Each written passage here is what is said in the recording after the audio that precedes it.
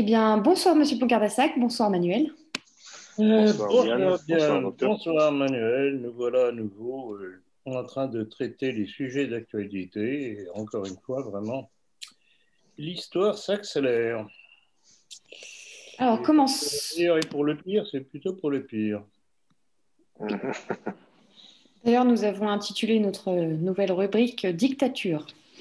On commence Ah, tout à fort. fait d'accord, bravo. Eh bien, elle est de circonstance, oui. Et peut-être que je ne pourrais pas être candidat. Peut-être que je devrais faire des choses dans la dernière année, dans les derniers mois, dures, parce que les circonstances l'exigeront, et qui rendront impossible le fait que je sois candidat. Je n'exclus rien. On a vécu des choses qui étaient absolument imprévisibles. Donc je ne prévois rien. Cette déclaration de Macron peut faire penser à un coup d'État. Quel est votre avis? Alors, une fois de plus, c'est d'une ambiguïté remarquable. On peut interpréter ça de toutes les façons qu'on voudra. Qui ne sera pas candidat. Alors, ou bien c'est pour expliquer qu'il ne se représentera pas parce qu'il sait qu'il n'aurait aucune chance d'être élu. Et il prépare le terrain de sa non-réélection parce que, dit-il, il va annoncer et obliger à des choses très dures. Donc évidemment qu'ils lui vaudront une impopularité supplémentaire. Ou bien, comme certains l'interprètent, mais bon, c'est peut-être tiré un petit peu par les cheveux parce que c'est difficile de conclure comme ça quand même, mais ça pourrait très bien être le fond de sa pensée, qu'en fait, il se préparait à annuler l'élection présidentielle sous prétexte de la situation catastrophique, etc. Et vous n'avez pas encore vu ce qui va venir, etc. Rappelez-vous la petite phrase qu'il avait faite il y a 8 mois, hein, dans lequel il disait que la bête était pas loin, je ne sais pas quoi, vous Oui, rappelez la ça? bête de l'événement, oui. La bête de l'événement, voilà.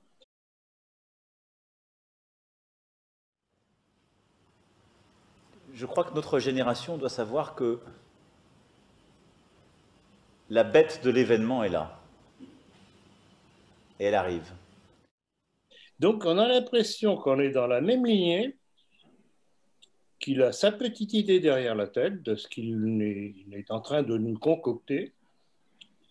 Et donc il faut tenir compte de ça. Bon, je suppose que vous allez en parler. Il y a aussi ce qu'on est en train de nous monter avec les extraterrestres. Ah oui, non, mais ça, on en parlera un peu plus tard. Mais vous ne pensez pas que Macron, dans tous les cas, est juste un pion et qu'il obéit à un agenda C'est prévu et... évident, c'est évident. Alors là, il y a une chose qui m'énerve un petit peu, c'est que quand on prône sa disparition d'une façon ou d'une autre, certains répondent: ah oui, mais si c'est pas lui, ça sera un autre. Bon, d'abord, c'est pas toujours si facile de trouver un autre pion malléable et qui puisse avoir un impact, disons, médiatique, qui puisse attirer les imbéciles qui regardent la télé. Il est évident que lui a joué de sa jeunesse, de l'homme nouveau. Euh, je pense que toujours, si on fait payer à quelqu'un, d'une façon ou d'une autre, sa politique qui détruit la nation, c'est pas plus mal. Ça peut servir tout de même d'avertissement aux autres qui seraient tentés de prendre la place. Voilà.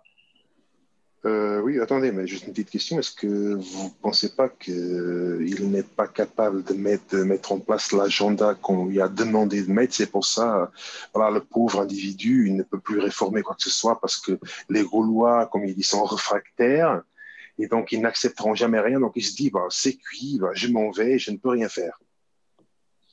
C'est une interprétation possible. J'avoue que j'y avais pas pensé, mais c'est pas ma préférée, Manuel. C'est pas Mhm. ma préférée, mais je crois qu'il nous prépare plutôt un coup. Parce Bon, C'est-à-dire peut-être, il dit, je devrais faire des choses dures dans cette et dernière oui, année. Mm. oui. oui. Donc là, il y a une action qui est en perspective. C'est pas une Attends, démission. C'est pas une démission. Non, mais peut-être, par exemple, j'ai vu récemment une déclaration de Bruno Le Maire qui dit pour payer la dette, il faut absolument faire une réforme des retraites. Alors, la réforme des retraites, la plupart des Français, pour pas dire 100%, sont contre.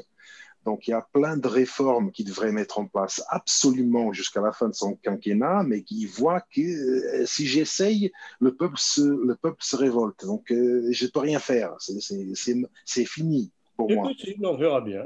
De toute façon, on Oui. doit être en alerte. C'est tout ce que l'on peut dire. Mais alors, il est évident qu'il peut aussi essayer de passer en force. Ah oui, oui, par exemple, passer des lois comme... Ne serait-ce que pour les retraites, il peut très bien faire voter ça à l'Assemblée nationale.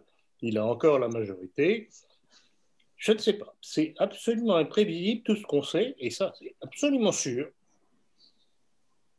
Oui. Et qu'on a comme président de la République un ennemi de notre pays. D'accord, faudrait que ça rentre dans le crâne des Français. Il faudra donc être attentif au journal officiel pour voir des lois qui sont votées, notamment au petit matin avec 4 chats qui se battent en duel. Exactement, voilà. Manuel. Exactement. Ouais. Bon, on va attendre. Bah, écoutez, on va voir ce qui nous prépare, mais il faudra être attentif alors dans ce cas. Il est évident que de temps en temps, il lance des ballons d'essai pour voir comment ça réagit. Donc la déclaration de Le Maire, ça peut être un ballon d'essai. On verra bien. On va passer à la prochaine question. Alors, dans ce cas, il y a un nouveau documentaire qui a fait surface, qui est nommé Maltraité, qui dénonce la corruption entre politique et laboratoire pharmaceutique. Est-ce que vous l'avez vu? Qu'est-ce que vous pouvez nous en dire? Je l'ai vu. Bon, ça apporte pas grand-chose de nouveau par rapport à ce qu'on savait déjà depuis longtemps, c'est-à-dire la collusion entre les hommes politiques, pas simplement en France, mais à travers le monde, l'Angleterre, l'Allemagne, etc., l'Italie, l'Espagne, avec Big Pharma. J'ai vu aussi, je ne sais pas si vous avez vu une petite notice sur Rockefeller, comment Rockefeller, qui avait réussi à devenir le magnat et avoir le monopole des compagnies pétrolières américaines, avait réussi à éliminer toutes les médecines naturelles de façon à favoriser l'émergence de cette entreprise Big Pharma de fabrication de médicaments qui ne sont pas nécessairement là pour soigner les maladies, mais on pourrait dire, vu l'expérience qu'on commence à avoir, à entretenir les maladies. Donc, on est face à des monstres. On ne peut pas appeler ça autrement. On est face à des monstres qui, pour des raisons économiques, et alors une voracité sur le plan économique, mais invraisemblable, ce n'est jamais suffisant. Tout ce qu'ils avalent, ce n'est jamais suffisant. Il leur en faut toujours plus. Et donc, pour ça, il faut qu'il y ait des malheureux qui courent après les labos pour avoir tel ou tel médicament qui, croient-ils, vont les sauver. Et voilà. Vous savez, ça fait penser aux ouvrages de Claire Sévrac, La guerre secrète contre les peuples. Oui, tout à fait. D'ailleurs, elle-même était morte de manière un peu bizarre. Tout à fait, de même que cette Américaine qui avait été cadre chez Merck, qui curieusement, après avoir dénoncé ce qui se passait... Ah oui, Brandy Vaughan. Voilà. C'était une activiste anti-vaccin. Oui, c'est tout dernièrement, là, il y a 3 semaines. Tout à fait, c'est récent.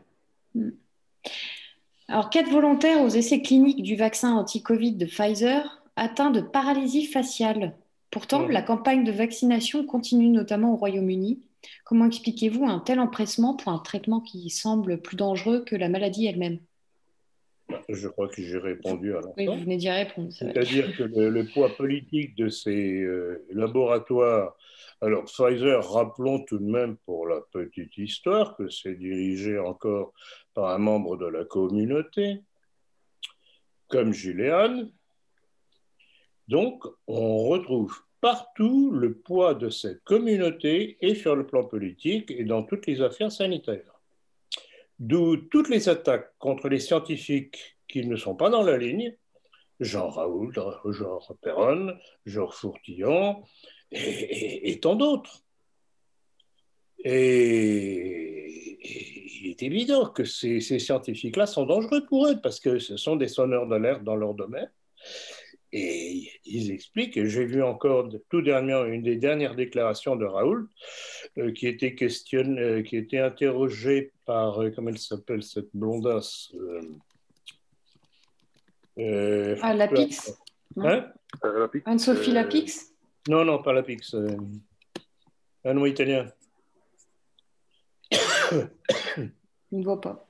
Bon, bon. Et donc, on lui posait la question ce qu'il pensait justement des vaccins qui arrivaient. Il lui a répondu, bon, plus correctement que je ne le dis, c'était une vaste foutaise. Qu'il ne voyait que les publicités, mais pas les essais cliniques et les études scientifiques à ce sujet-là. Et là, dans ces quelques mots, il a tout dit. Publicité. Alors là, on nous fait la publicité, mais essais cliniques avec les résultats que cela donne, etc., les conséquences, etc., la casse qu'il peut y avoir, la casse qu'il y a, et à mon avis, on est loin de tout nous dire, tout est là. En fait, là, dans cette situation qu'on vit avec cette vaccination forcée, c'est à la fois la conjonction d'un projet financier et d'un projet messianique de destruction des peuples. Oui, mais vous savez très bien que je dénonce ça déjà depuis longtemps. Ils se font de l'argent en tuant les peuples. C'est ça qu'il y a de plus dangereux, c'est cette conjonction. S'il n'y avait que les intérêts de Big Pharma, à la limite, bon, ça peut se combattre plus facilement. Financier, oui. Mais il y a non seulement les intérêts financiers de Big Pharma, mais il y a le projet mondialiste qui se sert de l'épidémie qui a été provoquée pour pouvoir accélérer le processus.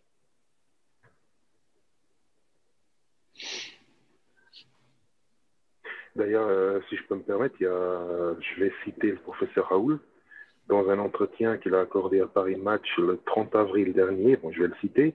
Les vaccins ne sont pas toujours la bonne solution. Trouver un vaccin pour une maladie qui n'est pas immunisante, c'est même un défi idiot. C'est comme trouver un vaccin pour le sida. Ça fait des années qu'ils demandent de l'argent pour la recherche, pour je ne sais plus pourquoi, et il n'y a toujours rien. Manuel, rappelez-vous ce que j'ai rappelé dernièrement, je pense que c'était dans le dernier entretien. Je dis, ah, mais comme c'est curieux, on a trouvé à toute vitesse un vaccin, même plusieurs vaccins, contre le Covid, et depuis les années qu'il y a le sida, on n'a toujours pas trouvé le vaccin. C'est pas curieux, ça? Quand même, surtout si on regarde, si on fait attention à tout ce qu'on nous a donné, par exemple l'histoire du Remdesivir. Le laboratoire Gilead savait pertinemment qu'il était 100% inefficace contre le Covid. Ils ont quand même vendu pour des milliards d'euros. Tout le monde en a acheté. Et maintenant, l'Organisation mondiale de la santé dit « Ah, ça ne sert à rien parce que ce n'est pas efficace. » Mais eux, ils le savaient déjà. Oui, bien sûr. Et pire encore, le Remdesivir est toxique pour les reins. Oui, aussi. Ça, ils ne s'en vendent pas. Ils ont préféré le Remdesivir au traitement à l'hydroxychloroquine de Raoult. Des médecins anti-masques qui ont été interdits d'exercer. Le professeur Fortillon, par exemple, qui a participé au tournage du documentaire Hold Up, a été interné en hôpital psychiatrique contre son gré. Bon, pensez-vous que l'internement d'opposants au système va se généraliser? Bon, je ne sais pas si ça va se généraliser. Tout va dépendre de la réaction que cela va tout de même provoquer, j'espère. Mais c'est curieux tout de même cette ressemblance du régime de M. Macron avec les méthodes de l'Union soviétique, puisque les opposants en Russie, bon, soit on les fusillait, soit on les mettait en hôpital psychiatrique de redressement. Alors, voilà, je ne sais pas, si ça ne saute pas aux yeux des Français et de tous ces imbéciles qui ont voté, soit directement, soit indirectement pour Macron, parce que ceux qui ont voté Marine Le Pen, alors qu'ils auraient dû voter pour Fillon, qui était le seul, c'était le seul qui était capable d'empêcher l'arrivée de Macron. Marine Le Pen, c'était le repoussoir nécessaire à Macron. Ça, bien entendu, on a eu beau, je sais, autour de moi, un certain nombre de personnes que je connais, je ne dirais pas amis, parce que des gens comme ça ne peut pas être des amis pour moi. Ils n'ont pas voulu entendre les raisons que je donnais, les explications. Mais alors Personne n'a voté Marine Le Pen, et nous avons eu, merci à eux, Macron. Et pour recentrer sur le professeur Fourtillon. Pour le professeur Fourtillon, d'abord, c'est un ami très proche du professeur Joyeux, qui lui aussi a eu des problèmes, rappelez-vous, puisqu'il a été, je pense, a été même le premier opposant au vaccin de Madame Buzyn, de la filière juive de la médecine en France, comme j'aime bien insister là-dessus, avec son mari, avec Salomon, qui est tout de même mis en examen quand même. En fait, il dénonçait la présence d'aluminium dans certains médicaments Exactement, et dans les vaccins. Pas simplement l'aluminium, il y avait aussi le scalène, je crois. Et tout un tas de médicaments. Tout un tas de trucs pour des vaccins qui n'étaient franchement pas nécessaires pour des nouveau-nés. Vous savez, les pansements gastriques surtout, je crois. Oui. Dans lesquels il y avait énormément d'aluminium. Tout à fait. Donc, voilà des scientifiques qui sont honnêtes, qui aiment leur métier, qui mettent en garde, et ils aiment aussi leurs coreligionnaires, leurs concitoyens plutôt, et qui disent, mais attention, ça va avoir des conséquences sanitaires pour les Français, ça. Et il faut, évidemment, pour les Buzyn et compagnie, les faire taire, d'une façon ou d'une autre. Alors, Joyeux, à l'époque, avait été momentanément, heureusement, suspendu par l'ordre des médecins, puis ça avait été tout de même un certain scandale, ils avaient été obligés de le réintégrer, et Fourtillon, c'est du même type. Oui, c'est un hôpital psychiatrique. C'est pas la première, c'est pas le premier coup d'essai de mettre des opposants en hôpital psychiatrique. J'ai retrouvé le nom de ce professeur Jean-Louis Cacomo, qui était un docteur en sciences économiques et en fait il a été en fait interné de force en hôpital psychiatrique pendant 3 ans parce qu'en fait sa hiérarchie lui a reproché d'avoir dénoncé un trafic de diplômes au sein de son université. Exactement, c'était à Montpellier, je crois, non? Oui, je crois. Ouais. Si je me souviens de son nom, oui. Cacomo, Jean-Louis Cacomo. Ah non, mais voilà. Donc, ou bien vous obéissez aux lois de la République, c'est-à-dire les intérêts qu'il y a derrière la République, ou bien vous n'obéissez pas, vous êtes un méchant citoyen, et il faut vous écarter. Et alors, que pensez-vous? Pardon, Manuel, vas-y. Non, j'allais parler aussi du professeur Perron, qui est aussi persécuté et menacé d'exclusion de son service. Comme Raoult. Comme Raoult, pareil. Les deux sont sous le coup d'une plainte à l'ordre des médecins en vue de leur suspension. Et puis en plus, pour Perron, c'est encore plus grave, parce qu'on cherche à lui couper son service, je crois. Oui. C'est pas Perron qui était justement très actif contre la maladie de Lyme? Oui, mais maintenant il a été exclu, je crois. Parce que je crois qu'il y a tout à fait. Il y a tout un scandale sur la maladie de Lyme aussi. On ne pouvait pas faire du bien aux pharmaceutiques. Et que pensez-vous, pour conclure sur la dictature, de cette phrase de Donoso Cortés qui disait « Le choix ne sera plus entre liberté et dictature, mais entre deux dictatures. Le chaos est tel qu'il n'y a plus de liberté. Ou une dictature révolutionnaire, ou une dictature du gouvernement. » Je ne suis pas d'accord avec sa déclaration, ça ne veut rien dire. Les deux se rejoignent. C'est de la littérature, ça. Bah oui, surtout, il faut rappeler, attendez, je vais vous dire de suite, il ne faut pas qu'on nous accuse de complotisme. Alors, le décret numéro 2020-1 1511 du 2 décembre 2020 qui permet le fichage des individus, par exemple, selon leurs opinions politiques, leurs activités sur les réseaux sociaux, comportements religieux, données de santé, etc. Donc, ce sont des éléments qui pourront désormais être collectés dans des fichiers du renseignement. Donc, on va ficher tout ce petit monde. Ça a été autorisé par décret. C'est bien ça. En effet, tout à fait. Non, mais c'est récent.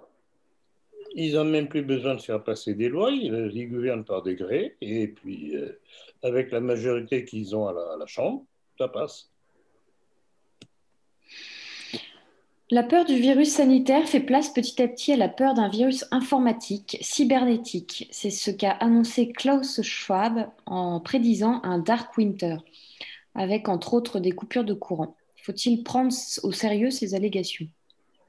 Alors, ça me semble totalement délirant, cette histoire-là, parce que, ou alors il faudrait que tous les gouvernements du monde fassent arrêter la production d'électricité. Et je ne vois pas comment des gens quelconques, à Washington ou à New York ou ailleurs, décréteraient un jour que l'humanité n'aura plus d'électricité, etc. Donc paralyser l'humanité, je ne vois pas très bien comment ils pourraient le faire. J'ai l'impression qu'on a aussi en face de nous des espèces d'illuminés complètement farfelus. Ah bah, il faut le voir, le Schwab en tenue maçonnique. Vous l'avez vu habillé dans sa tenue maçonnique? Ah non, mais ce sont des fous furieux. C'est pareil dans Star Trek. Furieux, ces gens-là. Donc, il est évident que dans tout ce qu'ils disent, il y a une part de leur folie.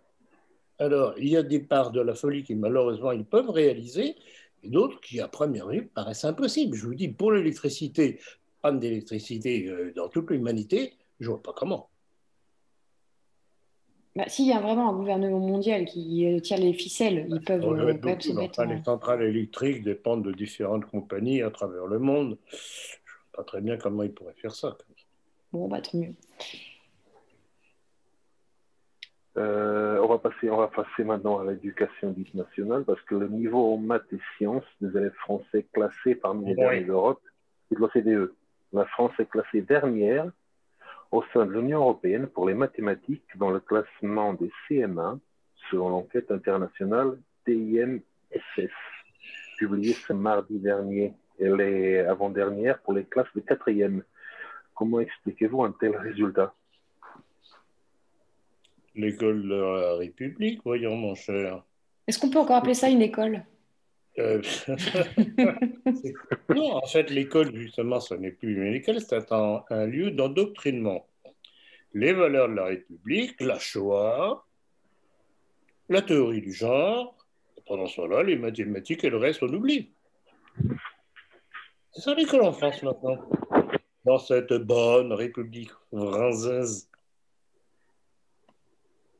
Ouais, surtout que les élèves sont de plus en plus éduqués. Ils sont de plus en plus élevés au plus tôt de la maison, éloignés de leurs parents, éduqués que par l'éducation nationale. Les enfants vivent sur Internet. Ils vivent même pas, ils vivent virtuellement. Ils vivent même plus en communauté, rien du tout. Ils ont plus d'amis, de vrais amis. C'est qu'Internet, jeux sur Internet, séries, etc., jeux vidéo, il n'y a plus rien. Il n'y a plus rien, à part ça. Toute leur vie, c'est ça. Tout est fait pour les retirer de la réalité. Les jeux virtuels, tout. Y compris l'éducation maintenant, puisque soi-disant du fait de l'épidémie, on fait les cours par correspondance, etc. Donc, il n'y a plus de contact avec le maître, qui peut donner des explications directement en cas de difficulté. Et puis surtout, ils n'ont plus le contact avec leurs petits camarades. Donc, on en fait des individus seuls, isolés. Sans aucun contact avec un autre être humain, au moins ça, même pas pour parler, rien. Et puis maintenant, ils sont tous avec des masques, alors... Oui, et en plus de ça, vous imaginez le sentiment d'abandon, plus ou moins conscient d'ailleurs, de ces jeunes. Et pourquoi y a-t-il une recrudescence des suicides chez les jeunes? Comment c'est que les psychiatres tirent la sonnette d'alarme en disant que les hôpitaux psychiatriques se remplissent? Voilà les conséquences. Les jeunes donc on fait des citoyens, des drogués, des gens qui sont retirés de la réalité. Il ne faut pas s'étonner des conséquences qui vont apparaître. Ah, c'est le meilleur moyen de manipuler la masse. Et alors, d'en faire des abrutis. Tout ça, ça altère la volonté, donc la capacité de réaction. Vous savez, je crois que tout ça est mûrement étudié depuis des années, en loge, en arrière-loge, en synagogue, etc., etc. Rappelez-vous le mot du docteur Pierre-Henri Simon, membre de la Grande Loge de France et juif, et c'était à propos de la loi Veil. Et il faisait, en fait, il disait que tout ça, ça avait été longuement étudié au préalable en loge. Donc, toutes les lois et autres qui apparaissent, c'est pas par hasard, c'est pas le fait d'une urgence quelconque, c'est tout simplement parce que, à un moment donné, les décideurs, dans les loges ou ailleurs, disent voilà, maintenant il faut faire ça. Et ça, on va encore vous accuser de complotisme, voyons, parce que les gens ne savent pas parce que tout cela a été largement revendiqué. Mais la loi Emmanuel, vous savez très bien que je revendique le fait que je suis complotiste. D'ailleurs, vous êtes... Pour une raison très simple, c'est que j'ai toutes les preuves du complot ou des complots dont j'apporte constamment la preuve et dont j'avais commencé à donner les preuves dans mon livre La maçonnerie. Oui. Alors, qu'on m'appelle le complotiste, tout ce qu'on voudra, si vous savez comme je m'en contrefiche, je sais que j'ai raison parce que je m'appuie sur des faits. Vous êtes rejoint par là par l'humoriste Bigard, qui dernièrement s'est annoncé complotiste. Il l'a lui-même reconnu dans un entretien donné à la radio. Oui, j'ai vu ça, j'avoue que c'était rafraîchissant. Vous n'avez pas peur parfois de vous cramer? Vous divisez forcément. Vous allez sur des terrains qui ne sont pas forcément conquis. Bien sûr qu'il faut être sur la tangente, sur le fil de rasoir. Je voudrais revenir sur un mot, quand on dit, c'est la fameuse théorie du complot, là. Il faut arrêter, quoi, avec ce mot, quoi. Faudrait le bannir. Hein, c'est un complotiste. C'est ce qu'on a dit de vous. Qui est un complotiste? S'il y a un an, on se parle ensemble, je dis, tu sais, Déborah, tu sais ce qui va se passer pour nous? On va être obligé de se signer un papier pour sortir de chez soi. Tu sais quoi? On sera interdit d'acheter quoi que ce soit, il y aura un couvre-feu. Et on va nous obliger à faire des trucs pour une maladie qui, en fait, tue entre 0,3 et 0,5% de ceux qui sont infectés. Eh bien, on va t'infliger une torture telle que tous les petits commerçants, tous les bars, toutes les brasseries vont mourir de faim. Tu vas dire, mais t'es un complotiste. Et puis là, je te le redis, aujourd'hui, tu vas me dire, ah bah oui, c'est vrai, t'avais raison. Quand on dit qu'on est complotiste, c'est par rapport à des faits qu'on récuse. Oui, mais ceux qui ont senti venir ces trucs-là, on les a traités de complotistes. Je vais te donner un autre exemple parce que manifestement tu ne comprends pas. Non, mais j'interroge. C'est normal, tu es une femme. Je ne t'en veux pas. Hein. C'est facile. Déjà, donner un autre exemple. Il y a un mec qui tout d'un coup, contre tous les scientifiques de l'époque, a dit « Je pense que la Terre, en fait, elle n'est pas plate. Je pense qu'elle est ronde. » Complotiste. Hein? Théorie du complot. Brûlé sur le bûcher. Et puis, à la fin, on dit, ouais, finalement, elle est ronde. Schopenhauer, écoute bien, disait, la vérité passe par 3 étapes. Elle est d'abord raillée, contredite, moquée, théorie du complot. La deuxième, elle est carrément attaquée, jusqu'à la mort, s'il le faut. Et la troisième étape, c'est qu'elle est finalement admise comme ayant été toujours une évidence. Voilà le chemin de la vérité. Simplement, par exemple, quand je parle, si je suis un conspirationniste, quand je dis que nos gouvernants ont fait tout et leur contraire, quand les scientifiques, à chaque fois je fais un petit geste, nous disent « il ne faut pas porter de masque, c'est dangereux ». Et quand 3 semaines après, ils nous disent « il faut porter un masque, c'est obligatoire ». Qu'est-ce qu'on peut penser? Est-ce qu'il y a quelque chose de complotiste là-dedans? Non, mais qui sont paumés. Ils savent peut-être pas, c'est un pas nouveau paumés, virus, ils obéissent à des contraintes. C'est pas paumé. Parce que paumé, si jamais tous nos scientifiques sont une bande de fous, non, paumés... parce que tous les scientifiques ne disaient pas ça. Il y avait pro-masque et disons que contre-masque. Les décideurs, ça te va les décideurs? Mais peut-être que j'en ai rien à branler qu'il y en ait 2 sur 100 millions, mais c'est eux qui décident. Donc je te parle des décideurs. Quand un homme politique vient te dire que le conseil scientifique a décidé que... Toi tu te dis, putain, c'est pas rien, c'est pas 3 personnes. C'est une majorité de gens qui décident. Et quand cette majorité te dit le contraire 3 semaines après, qu'est-ce que tu peux penser? Eh bien, tu penses tout simplement que ces gens-là sont aux ordres. Et ils sont aux ordres du pognon. Jean-Marie, oui. Vous avez une rage incroyable. Ouais. Je suis enragé, on nous prend pour des cons. On nous manipule, on organise une dictature chez nous. Comment je serais pas en colère? Oh!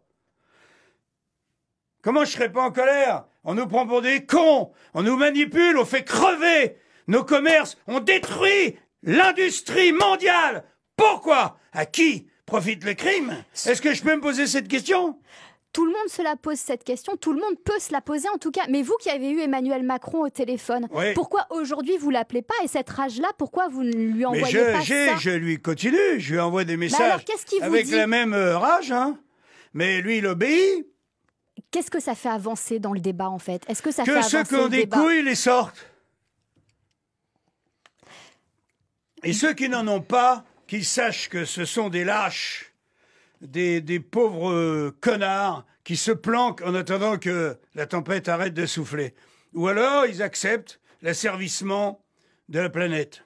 Oui. Réfléchissant, la seule chose que je lui reproche, c'est tout de même son langage un petit peu trivial, ça n'apporte pas grand-chose, il fait un petit peu excité. Oui, mais vous vous rendez compte quand même... Avez-vous remarqué quel était le patronyme de celle qui l'interrogeait? Non, c'est une blonde, là, châtain, mais je me rappelle plus de son nom. Je n'ai pas regardé. Mais vous savez très bien que je suis un complotiste. Elle fait partie de la communauté, peut-être. Non, mais c'est surtout, vous vous rendez compte... Évidemment.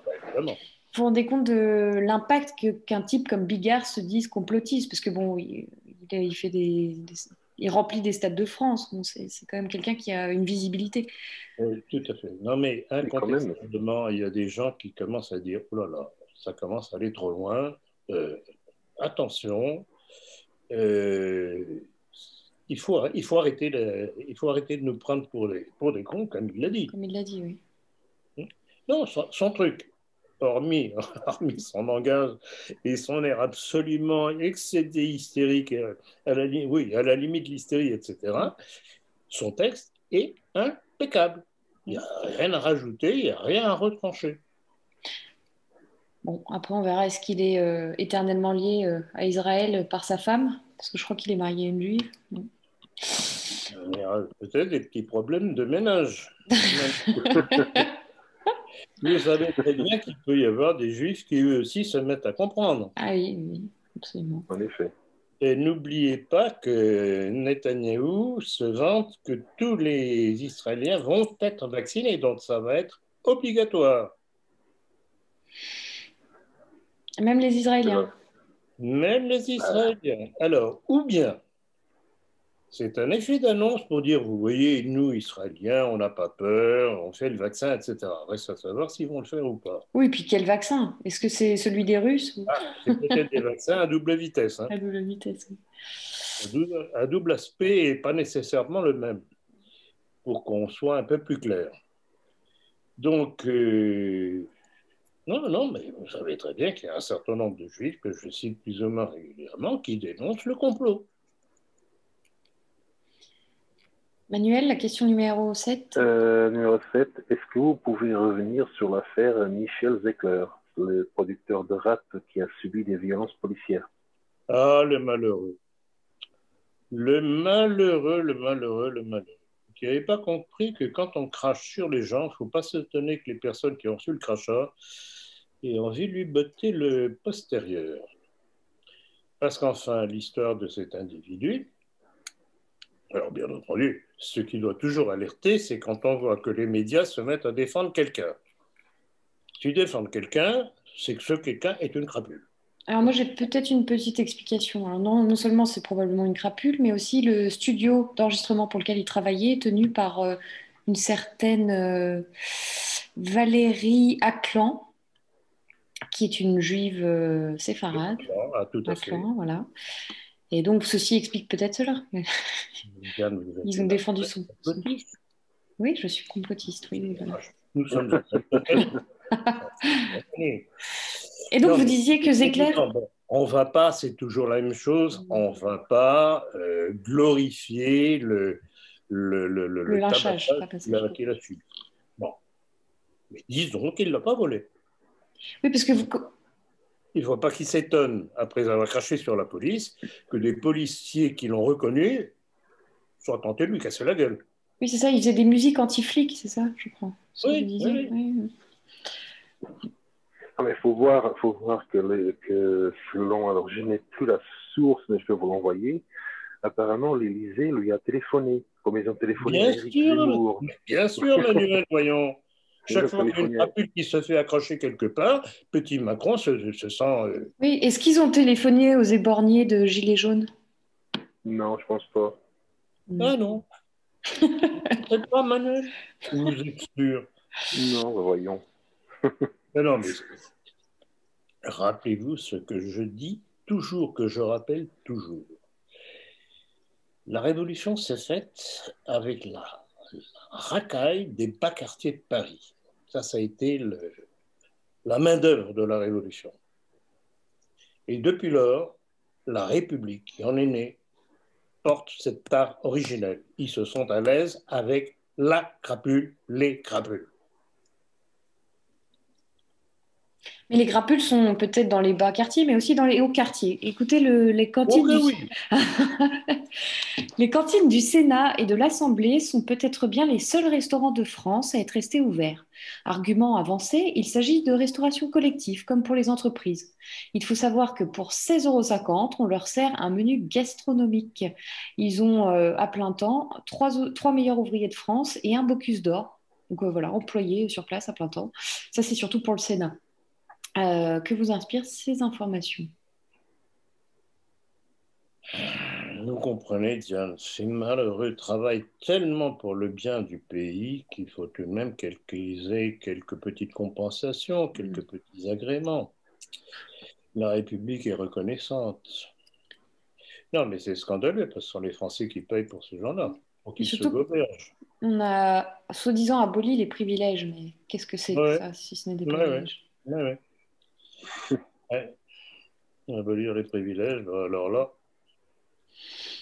Et justement, puisque l'abolition des privilèges est passée par le raccourcissement d'un certain nombre d'aristos de l'époque et du roi, eh bien, on pourrait imaginer le raccourcissement d'un certain nombre de ministres, de sous-ministres, délégués et autres, et du propre président de la République.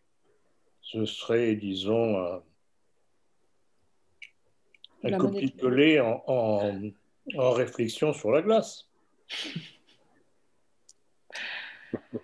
Oui, on peut l'espérer. Ouais, on va voir. On va passer à autre chose. C'est un peu complexe. On va refroidir un petit peu la chose. L'atmosphère. Oui. Parce qu'il y a une marque de vêtements pour enfants appelée Petit Bateau qui fait la promotion d'un couple LGBT dans une publication Facebook. On voit deux femmes avec un bébé dans les bras. Il y a un texte, accompagne la photo, il nous renseigne sur la lactation induite à base d'hormones.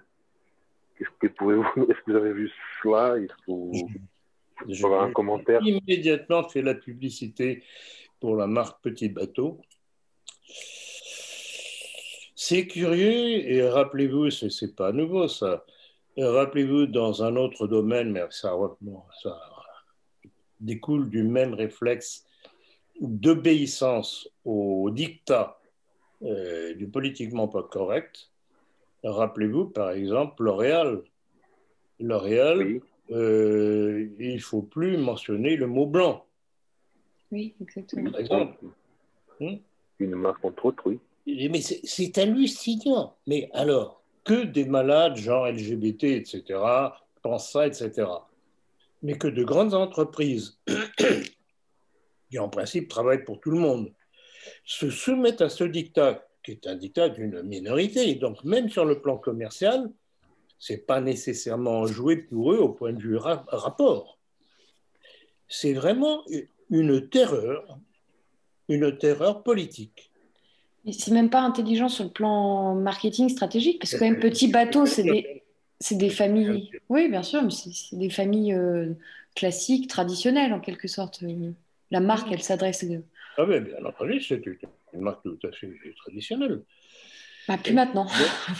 Et donc, que ce soit sur le plan racial, que ce soit sur le plan sexuel, etc., il y a une loi non écrite qui fait qu'il y a dire ça et pas ça.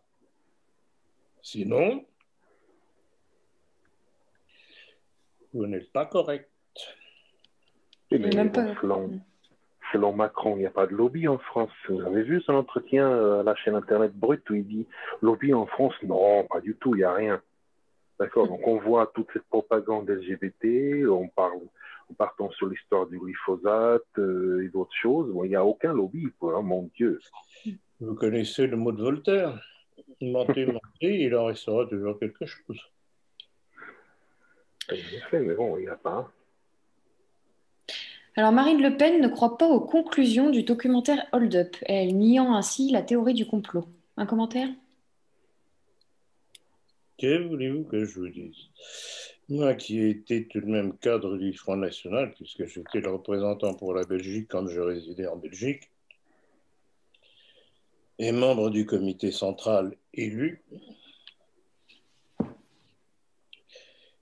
j'ai bien vu venir la chose déjà du temps du papa. Il niait déjà le complot? Et c'est pas par hasard que j'ai claqué la porte en 93. Il niait déjà le complot? Il n'y a pas le complot, mais toute l'évolution était là. Je dirais pas l'infiltration du Front National par les francs-maçons, les homosexuels et compagnie, il les faisait venir. Et ça, je le sais. D'autres, d'ailleurs, qui ont vécu la même expérience que moi, etc. Ce n'est pas par hasard que j'ai écrit un livre qui s'appelle L'histoire d'une trahison, qui est celle du père. Mais celle du père explique celle de la fille. Donc, pour en revenir à la fille, quand elle fait cette déclaration, elle veut être politiquement correcte. Mais alors, à quoi sert le Rassemblement national si c'est pour n'être qu'un parti comme les autres? Un parti à la remorque de la République en marche, de la gauche. Je n'aurais même pas la remorque des Républicains, parce que chez les Républicains, il y a des gens qui sont pas mal. Donc, vraiment, c'est l'aplatissement total et intégral. J'ai parlé tout à l'heure de ces crétins que je côtoie. Relations sociales ou paroissiales. Auquel, à l'époque, au moment des présidentielles, j'ai essayé d'expliquer que ne votez surtout pas pour Marine Le Pen, d'une part parce qu'elle ne vaut pas la peine, et d'autre part parce que si vous votez pour elle, vous risquez de la faire passer à la place de Fillon, et on aura automatiquement, mathématiquement, Macron. Ils n'ont pas voulu comprendre, ben voilà. Et je vous parie que les mêmes ne tiendront aucun compte qu'elle a fait voter son groupe à l'Assemblée nationale pour l'avortement au 9e mois. Oui. Donc, vous voyez cette qualité de bon cateau. Allons à la messe, allons à confesse. Vous savez, il y a des moments où j'ai envie de prendre le fouet. Et d'ailleurs, dimanche dernier, il y en a un des paroissiens que je connais d'une relation sociale, c'est évident, et pas autre chose, qui me dit, lui allait à la messe suivante, moi j'en sortais. Et il me dit, ah, mais vous savez, Roselyne, sa femme, est une fan de Zemmour. Je hausse le sourcil, je dis Zemmour. Pourquoi vous n'avez pas compris que Zemmour, c'est une seule chose qu'il veut, c'est la France juive.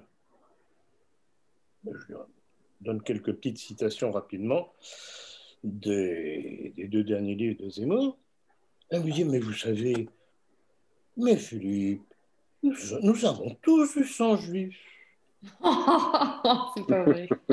Alors, je le regarde bien dans les yeux, il est bordelais. Ah bah peut-être lui, mais pas nous. Et je lui ai répondu, mais évidemment, les bordelais, c'est bien connu. C'est vrai. Il est vite rentré, lui. Ouais. Non, mais vous voyez ce public. Alors c'est soit ça, soit nous avons du sang juif, ou soit en tant que catholique, ce sont nos pères dans la foi, etc., etc. Ouais. Pardon? Les héritiers. Les héritiers, voilà. Oui. Les héritiers dans la foi, tout à fait. Oui, le judéo-christianisme. C'est ce que j'appelle le biblisme mal compris. Oui. Mais c'est hallucinant. Et en fait, la réflexion de cet homme était très juste. Il est normal qu'il soit avec son épouse proche de Zemmour, puisqu'il a les ascendances qu'il revendique. Et ce crétin, plus de ça, me disait, oui, nous, notre Bordelais, nous descendons tous d'un certain marchand fripier juif. Et il était fier? Il était fier. Exactement, Diane, vous avez compris. C'est ça le point. Et il était fier. Et il connaît peut-être pas toutes les frasques de son peuple. Tous les méfaits. Non, mais c'est une maladie mentale. Hein. Je ne sais pas s'il m'écoutera un jour, mais en tout cas, ça lui est dédié, ça. Manuel? Mais une petite info, parce que j'ai vu passer récemment, je ne sais pas quand ça date, il y a eu, je crois, alors je ne sais pas si c'est lui-même qui a fait le commentaire sur Facebook. En tout cas, c'était son compte personnel, je crois, de Jean-Luc Mélenchon, qui se plaignait que les policiers votaient à 75% pour Marine Le Pen. Alors, je ne sais pas qu'est-ce qu'ils cherchent encore. Peut-être que pour eux, dans leur tête, Marine Le Pen incarne encore et toujours le renouveau ou la révolution ou je ne sais quoi. Est-ce que, pour vous, est-ce que vous croyez à cette information? C'est possible. C'est pas la première fois que je constate qu'il y a un espèce de jeu de jambes de Mélenchon par rapport à Marine Le Pen. Je ne comprends pas très bien. C'est apparemment 2 opposants, 2 extrêmes, qui ne sont pas. Ce sont des épouvantails nécessaires au système. Donc, ni l'un ni l'autre n'ont d'intérêt pour nous. La question de Manuel, c'est pensez-vous que les policiers votent majoritairement pour Marine Le Pen?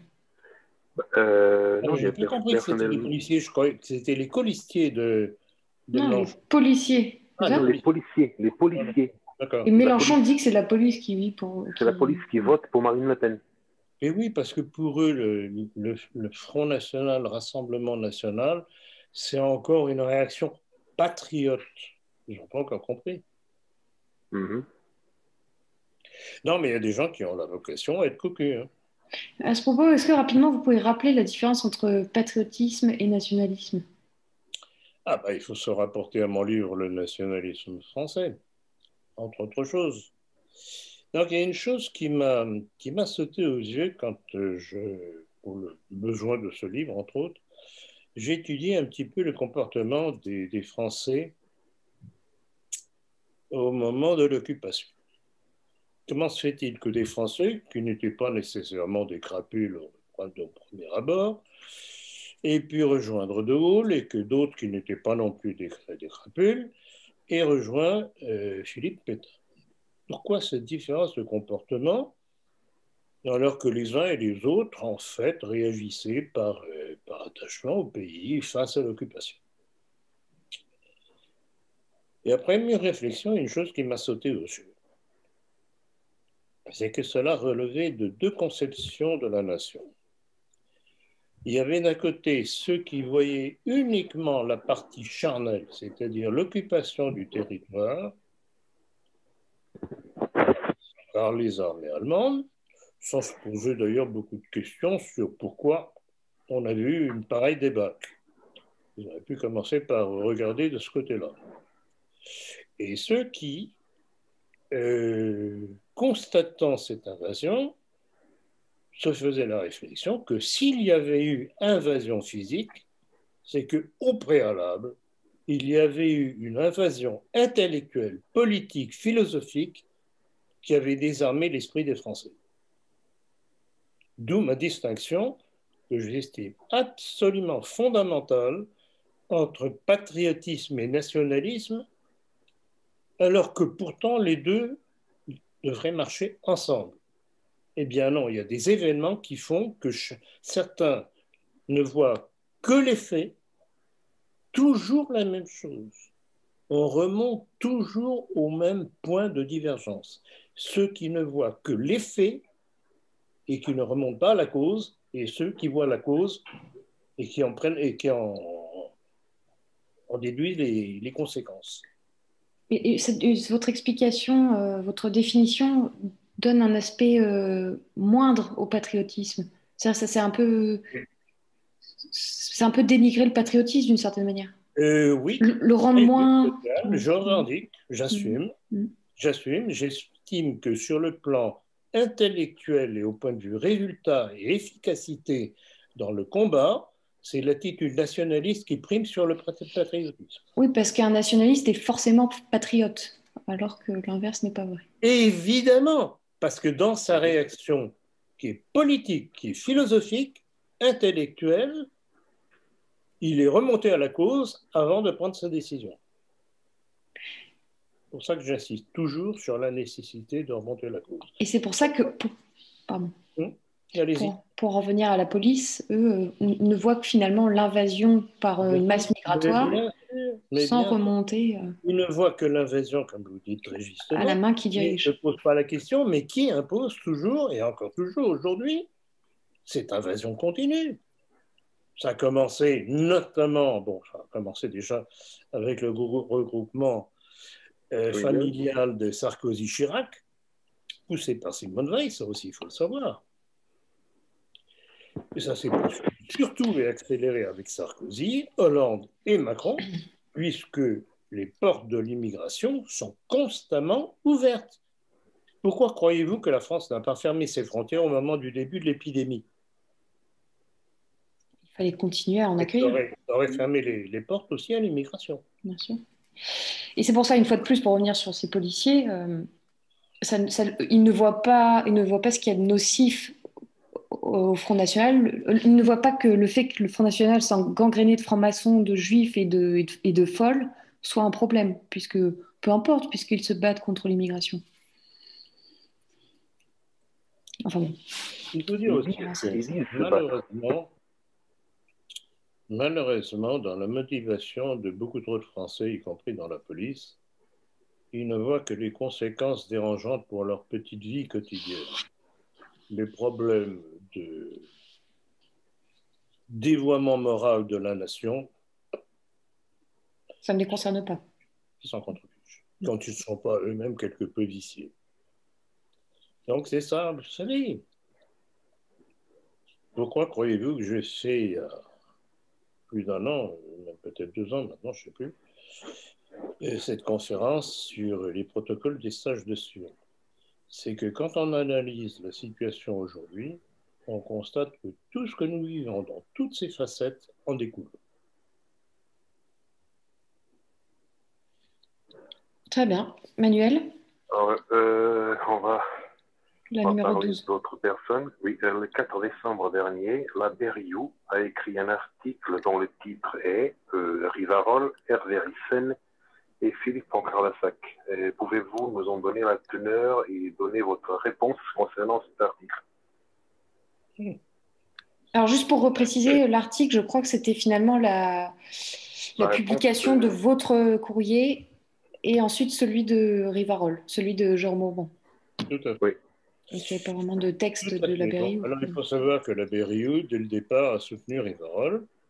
Il a soutenu Ryssen, au point même qu'il s'est fâché contre Jérôme Bourbon, qu'il l'avait trouvé un petit peu tiède à un moment donné, c'était avant qu'il ne soit incarcéré, envers Ryssen. Et là encore, je me dis, sapristi, curé, il serait mieux de s'occuper de religion et de saine religion plutôt que de s'occuper de politique. Il y a un vieux dicton qui disait que la politique était une chose trop sérieuse pour la confier aux militaires et aux religieux. Ça veut dire beaucoup de choses, ça. Donc l'abbé Rioux, en plus de ça, quand il écrit un livre sur les Juifs, il fait même bien de creuser un petit peu plus la question, notamment sur le sujet des Khazars. C'est, en plus de ça, c'est d'une longueur, son truc. Je dirais, je crois que pour vous aussi, Diane, c'était la même chose. Le livre m'est tombé des mains.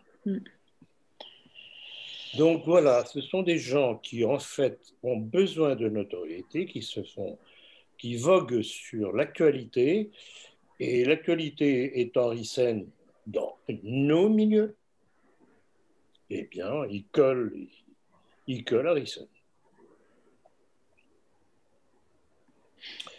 Tout en oubliant que Ryssen n'est pas tout à fait particulièrement catholique à aucun point de vue, si l'on voit ce que je veux dire.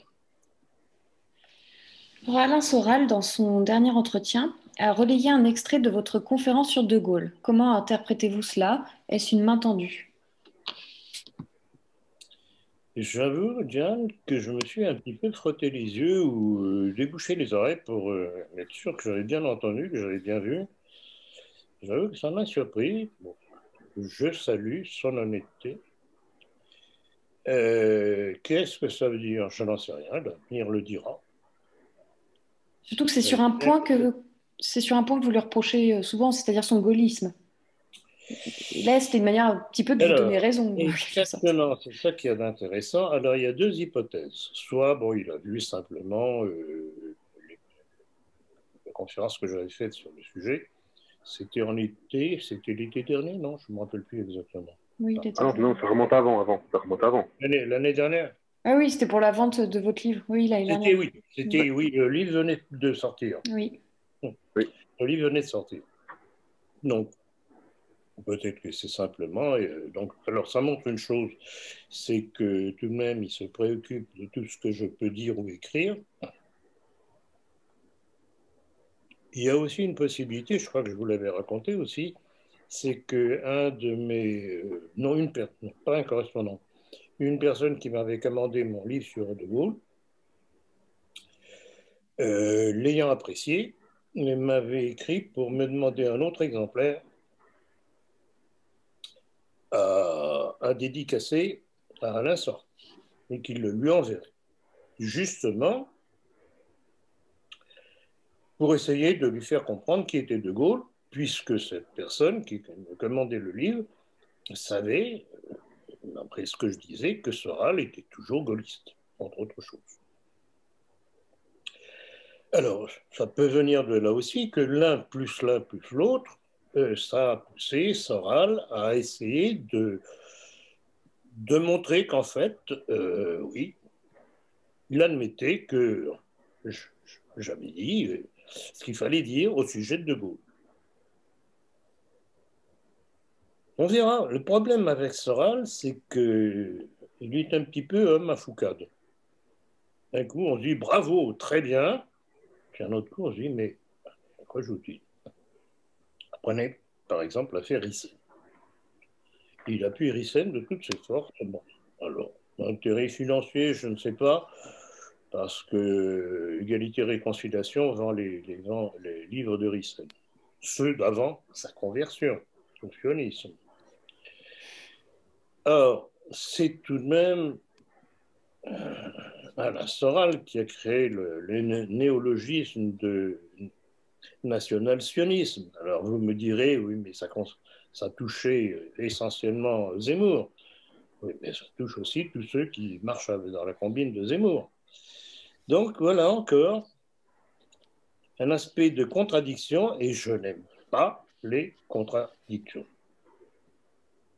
Bah, surtout qu'il avait dit dans un entretien, alors je ne me souviens plus dans lequel, mais c'est récent, où il disait que ceux qui étaient dans le national-sionisme étaient pour lui des traîtres et des lâches. Étaient quoi Ceux qui étaient dans le national-sionisme et qui marchaient avec Zemmour étaient pour lui des traîtres et des lâches. Oui, tout à fait. Et il vous disait même, bah, une chose qui était bien avec vous, c'est que vous n'êtes pas tombé là-dedans. Donc c'est ça, voilà. Je ne comprends pas. Mais oui, pas plus que moi. Pas plus que moi, Manuel. Je ne comprends pas parce que qu'est-ce qu'il y a eu de changé? Ah oui, Rissen a été incarcéré. Vous savez très bien qu'on a fait un communiqué à ce sujet-là, où on a scindé deux aspects. L'incarcération d'un écrivain. Oui.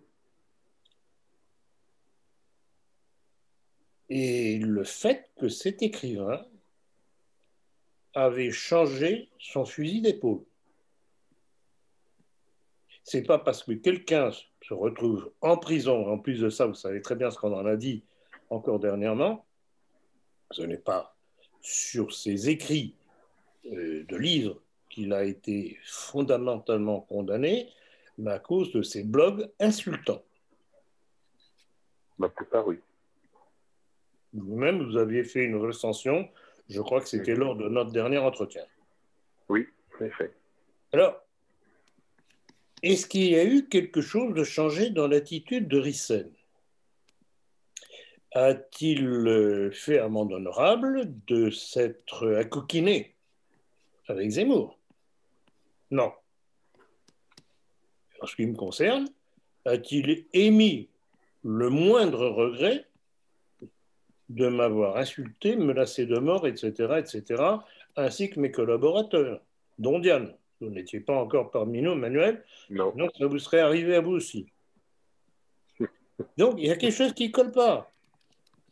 Moi, je veux bien qu'on ne soit pas d'accord avec l'incarcération d'un écrivain, même si c'était quelqu'un de gauche.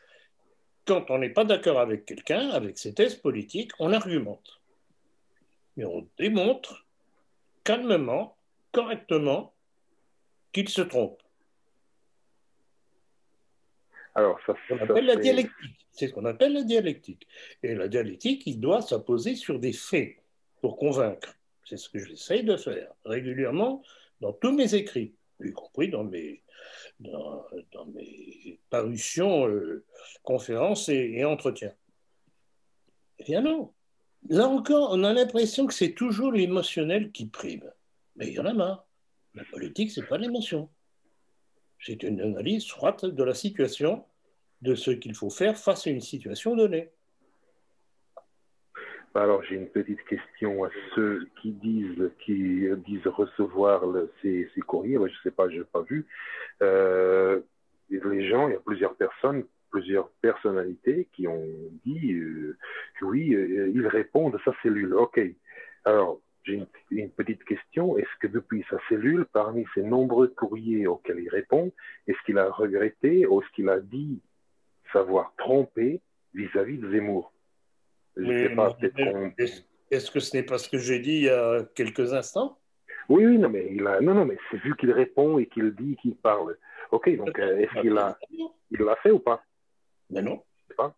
Mais non. Je sais pas. On prend toujours les textes éventuels. Il n'y a pas. Tout ça, c'est du blablabla. Alors, en plus de ça, en prison, il se serait converti, maintenant il croirait, etc. Et vous savez très bien que dès le début, j'ai estimé qu'en fait, cette histoire-là Et rappelez-vous une chose qui nous avait sauté aux yeux, comment se faisait-il qu'il n'ait pas voulu faire appel? Comme s'il avait voulu être mis en prison pour apparaître comme un martyr et se recréer une nouvelle virginité. Alors peut-être que les appels, bon, je fais peut-être un peu l'avocat du diable, mais peut-être que dans ce cas-là, il n'y avait plus aucune issue. La seule issue, c'était de vous aller là-dedans, point. Parce que pour moi, personnellement, je pense que tout cela est rien d'autre qu'un gage donné par M. Moretti, qui a pris le ministère de la Justice. Il fallait faire quelque chose, montrer patte blanche.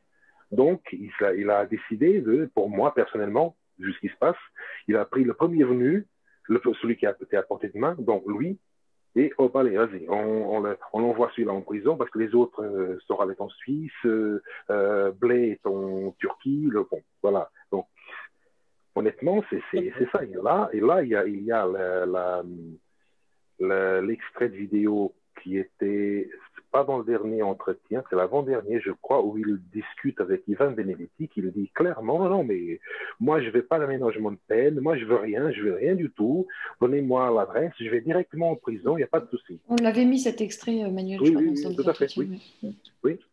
Donc, oui, il cherche la prison. Je veux y aller. Oui, je veux y aller.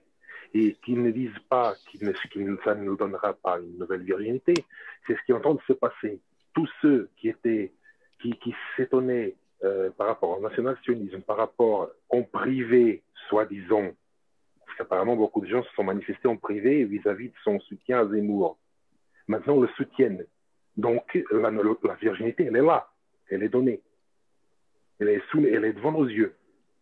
Ça veut dire qu'il va sortir et peu importe ce qu'il a fait avant, ça se trouve, va même pas regretter son soutien envers Zemmour, il sera un nouvel homme.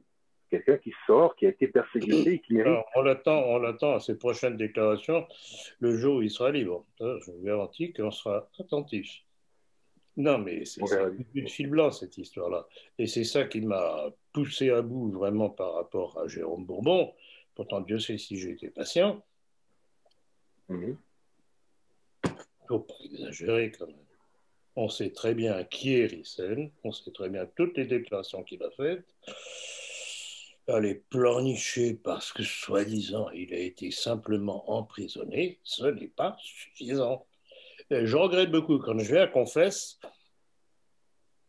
normalement, je suis obligé enfin, obligé, mais on me demande de faire un acte de contrition. J'attends donc l'acte de contrition d'Hervé Rissen sur les différents sujets qu'on peut lui reprocher. Alors, en plus de ça, permettez-moi, Manuel, en plus de ça, certains qui disent oui, il est en prison parce que j'ai correspondu avec lui. Ça, c'est la thèse de Jérôme Bourbon, entre autres, qui m'a sorti et ressorti. C'est pas qu'il lui demande. C'est pas parce qu'on répond à un courrier qu'on est en prison qu'on ne l'est pas. Quelle est la preuve que nous avons qu'il est réellement physiquement en prison? Je suis d'accord avec. Il y a Damien Viguier, son avocat, qui dit regardez, il va arriver avec des menottes.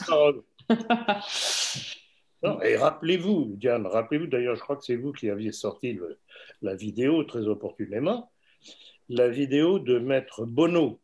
Oui. Il y a encore une drôle d'histoire, Maître Bonneau, qui essayait d'expliquer pourquoi Rissen n'avait pas fait appel.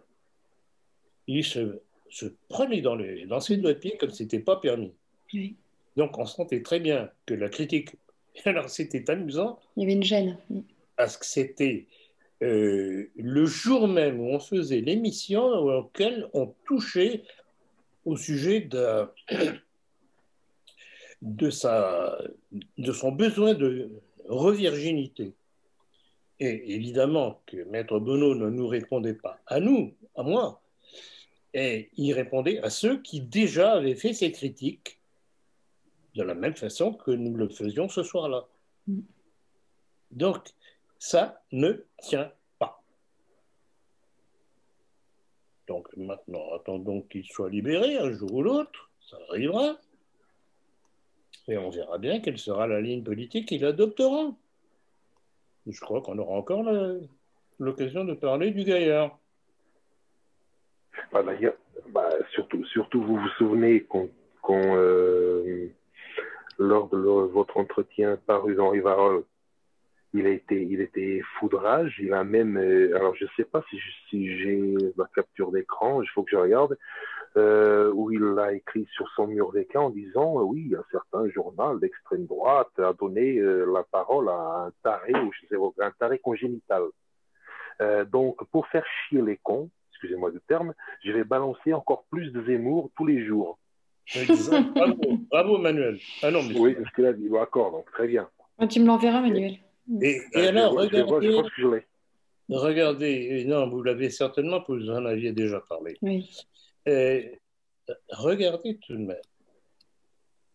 Vous ne trouvez pas étrange que des gens, tout de même, policés, bien élevés, bons cathos, genre Jérôme Bourbon, ne trouvent rien à redire à ce langage ordurier? Un problème, là. Non, mais Jérôme Bourbon, c'est peut-être un aspect financier qui l'intéresse, puisqu'il vend les livres d'Hervé Ryssen. Non, oui, pas Jérôme, mais Jérôme non, pas. À mon avis, c'est pas suffisant. Non, je pense que le fond du problème de Bourbon, c'est qu'il a peur. Non, mais attends, petite correction, Diane. Jérôme Bourbon ne vend pas les livres de Ryssen. Si, c'est même Frédéric Jamet qui le livre en personne. Oui, exactement. Ah bon? Ah non, je savais pas. Je me demandais. Bravo de le rappeler. Donc Frédéric Jamet, la barbouze, en plus. Tout à fait. D'accord. Ok, bon, je savais pas. Alors, Dominique Jamet, il faut savoir aussi. Non, c'est Frédéric. Oh, je sais jamais, Frédéric ou Dominique? Frédéric Jamet. Frédéric Jamet, c'est celui qui a avoué lui-même être une barbouze. Oui, très juste. Non, parce qu'il a été arrêté par la police, je sais plus. Il est bon de rappeler ces choses-là. Donc voilà le public qui tourne autour de Bourbon. Je le plains. Je le plains, il m'exaspère, mais je le plains. On va passer à la prochaine question alors, concernant une autre personne que vous connaissez très bien, Pierre-Yves Rougeron. Il a tout dernièrement donné son avis sur la polémique Décathlon. Est-ce que pouvez-vous en revenir sur cette affaire? Il y a plusieurs aspects. Votre question, pouvez la répéter, Emmanuel? Sur Pierre-Yves Rougeron, oui. Il a tout dernièrement donné son avis sur la polémique Décathlon. Est-ce que vous pouvez revenir sur cette affaire? Alors, pour cette histoire-là, bon, on ne peut qu'être d'accord avec lui, puisque Décathlon a fait des déclarations, finalement, encore pro-LGBT. J'avoue que je ne savais pas, je n'étais pas au courant. Si vous ne m'aviez pas passé, vous, Diane, cette mise en lumière par Rougeron, je n'aurais pas... Oui, c'est-à-dire qu'il parle souvent sur des sujets d'actualité. Oui, mais bon, je n'aurais pas su. Mais le problème de Rougeron, c'est que, bon, on peut appuyer un truc comme ça, épisodiquement et de façon parcellaire, mais il y a tellement d'autres choses qui sortent comme énormité avec lesquelles on ne peut pas être d'accord. Et vous qui êtes une fan de Rougeron, si j'ose dire. Oui, j'adore sa super. Ah non, mais c'est-à-dire que Rougeron, pour l'avoir un petit peu écouté et supporter son arrogance, il est très pro-anglo-saxon, anti-germanique. Alors, il fait une bonne critique de l'Europe. On va dire c'est le seul point qui nous le fait un petit peu rendre sympathique sur cet aspect, mais c'est tout. Donc, il est gaulliste surtout, oui, tout à fait. Pro-Zemmour, il a participé au cercle des Amis de Zemmour. Donc voilà, non, en fait, c'est un bourgeois qui essaie de gagner de l'argent comme ça. Il fait le rôle d'un Zemmour. D'ailleurs, il me fait beaucoup penser à Abosit. Ah oui, exactement. Oui, pour moi, c'est un même genre d'individu. Beau parleur, imbu de lui-même, quelque peu belâtre. Ouais, bon, vous avez des goûts bizarres. Je sais que Diane, c'est pas votre goût. Non. Vous préférez plus viril. Oui, certainement. Et alors, j'ai appris tout dernièrement, je ne sais pas si vous avez eu le temps de le lire tout à l'heure, juste avant qu'on commence, j'avais reçu un message d'un de mes nouveaux correspondants qui me tenait au courant d'une réunion qu'il y avait eu sur De Gaulle au cercle... Aristote. Aristote, c'est ça. C'est le cercle fondé par Rougeron, justement. Cercle fondé par Rougeron, c'est pour ça que j'y reviens, justement. Et ce correspondant me disait que lors de cet entretien, auquel je n'ai pas été invité, normalement on aurait dû m'inviter, étant donné que j'ai écrit un livre spécialement sur le personnage, mais non, quand ça dérange, on n'invite pas, bien entendu. Et donc, mais par contre, il y a des intervenants, qui intervenaient soit directement dans la salle, ou autrement, je ne sais pas comment ça se passait, qui avaient évoqué mon livre sur De Gaulle. Et commentaires de certains, parlons de moi comme du grabataire. Alors, je profite de l'occasion pour lui saluer très cordialement. Mais moi, ça ne m'étonne pas qu'il ne vous ait pas... Salut du grabataire, oui. Ça m'étonne. Alors, vous voyez, bon, on n'aime pas, évidemment, entendre des choses pareilles, mais moi, ça me fait sourire et j'y applaudis presque, parce que ça montre qu'ils sont incapables, encore une fois, de répondre à mon argumentation et notamment à tous les faits qui se trouvent dans mon livre sur De Gaulle. Ce livre, c'est un couperet de guillotine. C'est comme ça que je l'ai voulu, pour la postérité, pour que les Français cessent de vivre sur des mensonges historiques. Il y a du travail. Hein. Et tout est basé sur des faits. Tous ceux qui l'ont lu, soit des gens qui savaient plus ou moins déjà qui était De Gaulle, qui ont encore ouvert les yeux un peu plus grands, soit d'autres qui étaient de familles gaullistes, etc., et qui m'ont écrit en me disant « mais je n'en reviens pas, mais c'était épouvantable, je suis obligé de revoir complètement mes conceptions sur lui. Si mon père était là, ou l'autre me disant « oh, si mon grand-père était là, qui était de grands fanatiques, admirateurs de De Gaulle, etc. » Les faits. Vous savez très bien que je travaille comme ça. Les faits, pour moi, c'est le mélange de l'épée, du fleuret, du sabre, du canon, du fusil, la mitrailleuse. Les faits.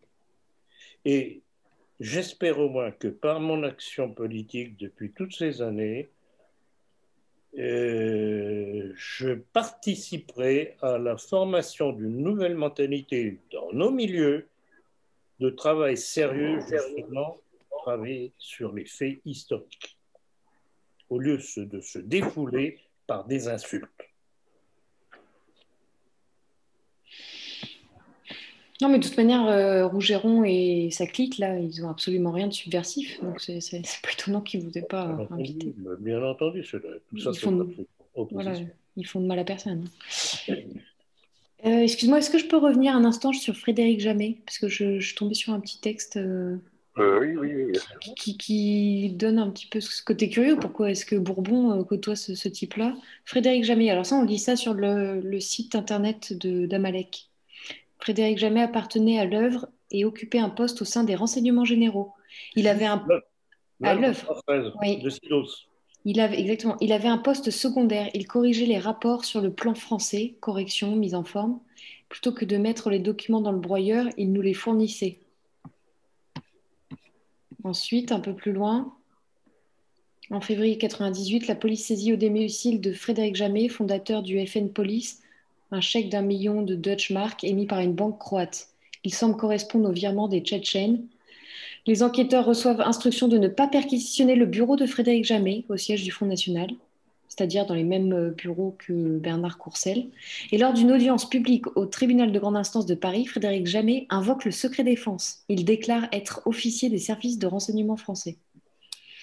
Voilà, il utilise son statut de renseignement. Donc, c'est un type qui va de tous côtés, en quelque sorte. Oui, tout à fait, la barbouze. La barbouze, voilà.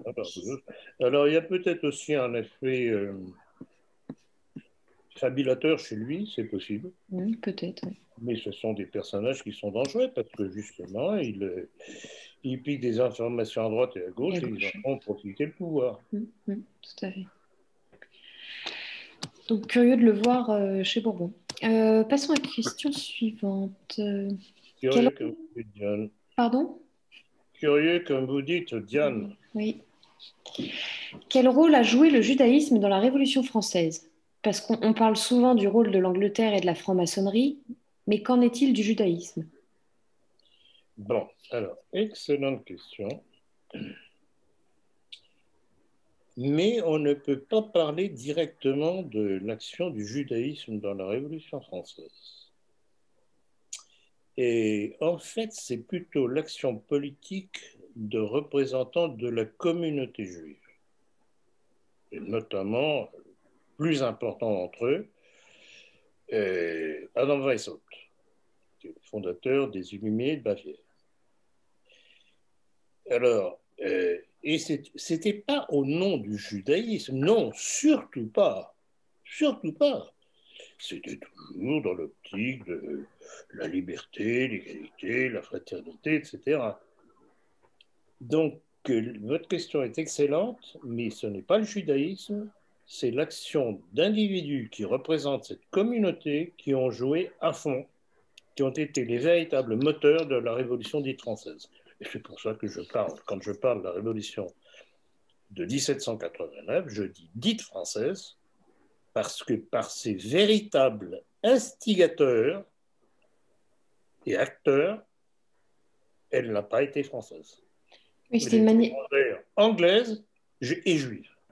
Mais pour les Juifs, c'était une manière de se camoufler, d'utiliser les Anglais et la franc-maçonnerie. Bien sûr, c'était un camouflage. Bon, je disais anglaise et juive, et tous les étrangers qui faisaient partie de cette clique d'agitateurs poussant à la révolution. J'ai rappelé lors d'un entretien ou conférence, je ne sais plus quand, que par exemple, les révolutionnaires sud-américains, Bolivar, Sucre, quel est l'autre, le troisième, etc.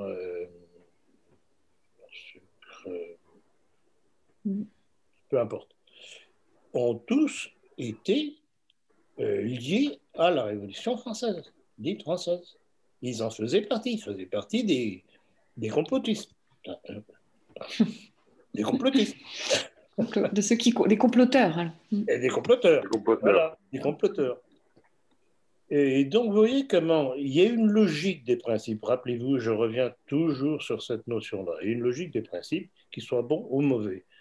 Quand un individu pense telle chose, toute son action lors de son existence, à moins qu'il se rende compte qu'il s'est trompé, sera d'agir dans ce sens-là. Il était donc logique que les Bolivar, Sucre et autres qui avaient participé à la Révolution dite française rentraient dans leur pays d'origine, fassent la Révolution contre l'Empire catholique d'Espagne. C'est logique.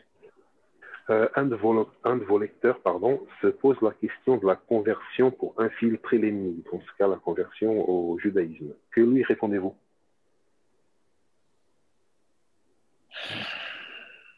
Qu'est-ce que vous voulez que je réponde? Alors, je connais déjà cette illusion par rapport à la maçonnerie. Des gens qui me disent « Ah, mais vous savez, il faudrait infiltrer la maçonnerie pour en dévier le sens, etc. Maçonnerie blanche, etc., etc., etc. » Alors, pour répondre indirectement à la personne que vous évoquez dans sa question, je voudrais montrer pourquoi on ne peut pas infiltrer une structure et surtout influer sur son action quand on rentre en maçonnerie. Parce que vous avez un certain nombre de degrés d'initiation et vous ne passez pas ces degrés d'initiation sans donner quelques gages. Alors, tant que vous êtes au bas grade, il n'y a pas fondamentalement de gros problèmes.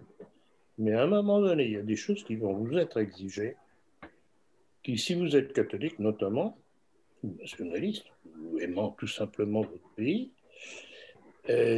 vous pourrez difficilement admettre, ou alors vous trahissez. Donc c'est une illusion pure et simple. Alors encore plus le judaïsme.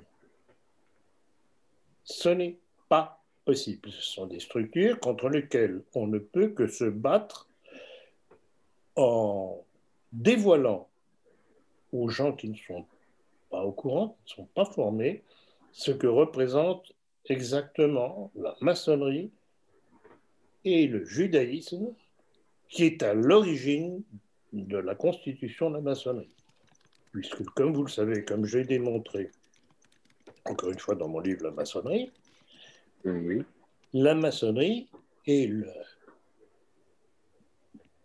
résultat de l'optique kabbaliste du judaïsme. Les juifs eux-mêmes s'en vantent et les maçons le revendiquent aussi. Ils disent oui, et là encore, il y a plein de citations que je donne dans mon livre La maçonnerie, ce n'est pas moi qui le dis, ce n'est pas moi qui accuse. Je me contente de donner leur déclaration. Bah, d'ailleurs, c'est pas compliqué. Ceux qui écouteront cet entretien, qui vont dire que vous êtes complotiste. Moi, je donne un exemple. Vous pouvez aller voir près de la Tour Eiffel le monument de la Déclaration des droits de l'homme, et vous allez compter le nombre de symboles judaïques qui sont dessus. Des lettres de l'alphabet judaïque, des textes en hébreu, des textes des midrash juifs. Il y a même une étoile de David à moitié déguisée. Pour cela, je renvoie à l'excellent vidéo de Stéphane Blais, où il analyse la quasi-intégralité du monument des droits de l'homme.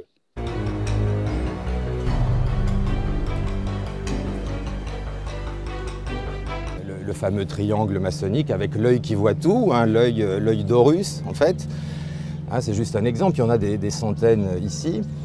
Voilà, donc c'est le fameux, alors certains mettent un G à l'intérieur, c'est ce qu'on appelle le delta lumineux en maçonnerie. Donc alors pour certains, ça représente le grand architecte de l'univers. Mais enfin bref, c'est l'œil qui voit tout, c'est l'œil qui te surveille. Bon, en tout cas là, on a quand même des extraits de Midrash sur ce monument, ce qui est quand même étonnant. Je disais, moi, comme tout le reste étant petit, je vois pas la suite, mais ça, c'est pas compliqué. Hein. J'ai dit, voilà, Shemot, hein, et en hébreu. Donc, alors, je vais aller regarder ce soir justement dans ces livres quand même. Je regarde pas tous les jours, mais voilà, parce que le reste, on n'arrive pas à le lire. Mais c'est censé décliner. Normalement, si je me souviens bien, et je crois que je me souviens bien, le premier jour d'un nouveau calendrier, c'est-à-dire ça sera le début d'une nouvelle ère, voilà. En vidéo, il est sur YouTube, les gens peuvent le consulter, vous allez voir. Non, Blé a fait du bon travail, ça, incontestablement. Ben, il sait de quoi il parle, hein, il en a été. Ouais, il sait très bien, donc les gens qui doutent, regardez sa vidéo, vous allez voir, il explique très bien, tous les symboles, les lettres de l'alphabet hébreu, les étoiles, il y a même une représentation, il me semble, du temple de Salomon quelque part, il en parle mais il ne montre pas, il y a plusieurs mots, plusieurs citations, plusieurs choses, il suffit d'avoir d'être un peu curieux. Voilà. Non, mais vous savez, d'une part, dans la méconnaissance du sujet, il y a l'ignorance, tout bêtement. Et puis, il y a ceux qui ne veulent pas voir. Et ça, c'est le pire. Les gens qui ne savent pas, on peut toujours leur apprendre. Les gens qui ne veulent pas voir, il n'y a rien à faire. Si les gens sont, comme j'ai déjà rappelé ça dans un des derniers entretiens, les gens sont paresseux, c'est tout simplement. Il y a des choses, c'est simple à trouver, mais les gens non, ils ont même la paresse d'aller, même si ça sur Internet, pour chercher un mot, chercher quelque chose, non, ils attendent qu'on leur donne toute la soupe à la cuillère, tiens, c'est comme ça, voilà. Ouais, il manque que pas moi.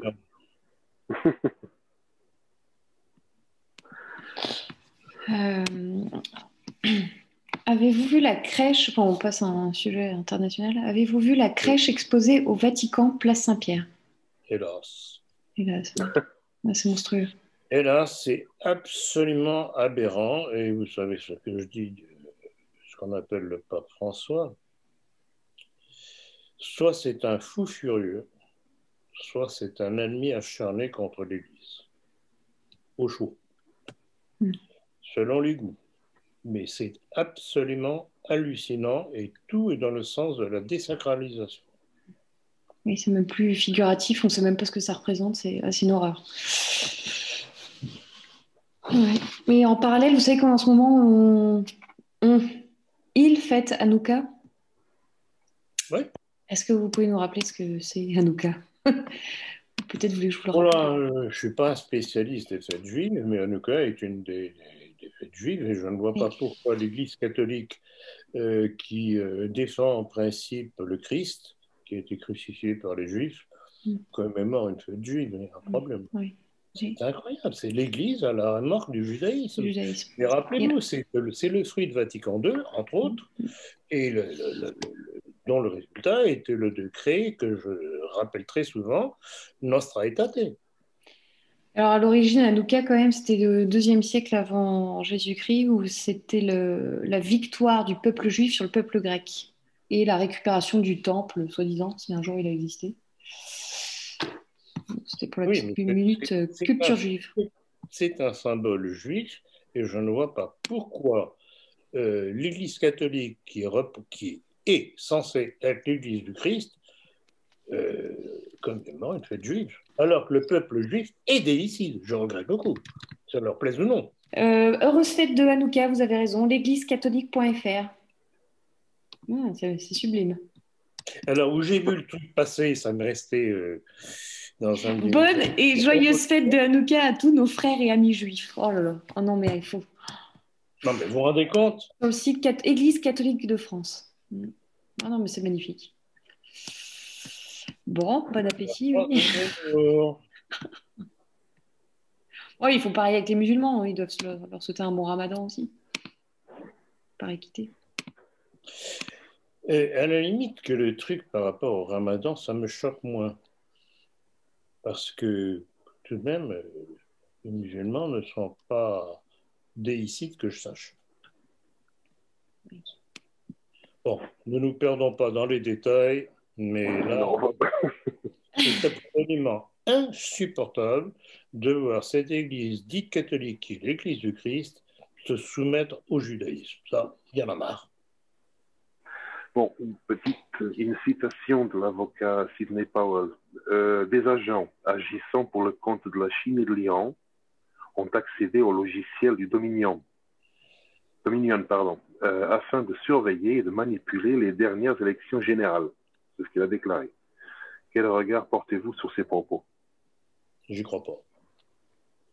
Je n'y crois pas, ça me fait penser aux accusations qui ont été portées à l'époque lorsque Trump avait été élu. Oui. Comme quoi c'était Poutine qui était derrière, qui avait manipulé, qui avait poussé son ami Trump, etc. On n'a jamais eu de preuves et je ne vois pas.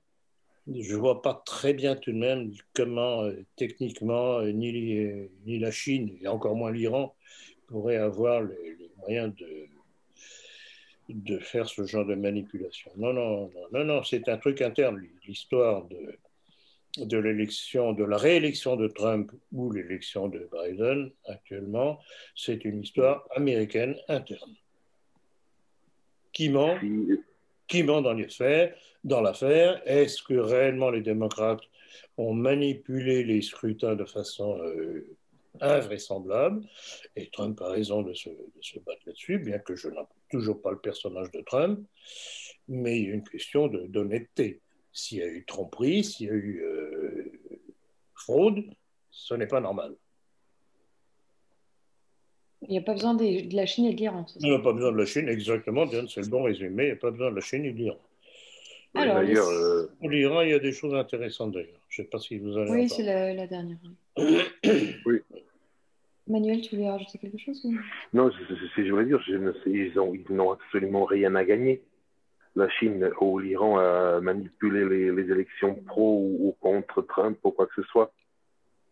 De toute façon, Biden l'a déjà dit. Oui, c'est celui qui gagne. Mais c'est une bêtise, pour ne pas dire un gros, une bêtise innommable, ce truc-là. Est-ce que vous imaginez l'Iran prenant parti soit pour Trump, soit pour Biden, qui tous deux sont à plat ventre devant Israël, ennemi de l'Iran? Non, mais rappelez-vous, il nous avait déjà fait le coup avant l'élection de Trump, disant que c'était les Russes qui étaient derrière son élection. Oui, j'ai dit il y a quelques minutes. Ah, pardon, excusez-moi, j'ai loupé. Oui. Je n'ai pas écouté. Par contre, non, par contre, il y a une chose qui est encore passée. Il y a une chose qui est encore passée sur les radars. Je ne sais pas si vous êtes au courant. Le vote par correspondance va être réintroduit en France. Ben voyons. Alors qu'il a été interdit dans les années 80, je crois. 75, oui, parce qu'il y avait des soupçons de fraude. On en avait parlé dans un entretien, oui, c'est vrai. Mais c'est le seul espoir de Macron de pouvoir se maintenir au pouvoir. À mon avis, c'est pas par là que ça va se passer. Les surprenantes révélations d'un général israélien sur une prétendue fédération galactique impliquant les États-Unis et des visiteurs extraterrestres. Quel est, selon vous, le but de ces déclarations? J'avoue que ça me laisse un petit peu rêveur, ce truc-là. Vous croyez aux extraterrestres? Je regarde beaucoup, non. Je ne suis pas croyant. Totalement impie, incroyant. C'est comme si toujours des esprits malades voulaient en rajouter encore une couche pour paniquer les populations mondiales. Il n'y a pas que le Covid. On va être envahi par les extraterrestres. Mais rassurez-vous, heureusement, on apprend qu'il y a une entente entre les États-Unis et les extraterrestres au travers d'un pacte intergalactique. Oui, nos sauveurs. Alors, on vous raconte mais les bavards les plus invraisemblables possibles. Et je sais qu'il y a plein de gens qui vont tomber dans le panneau.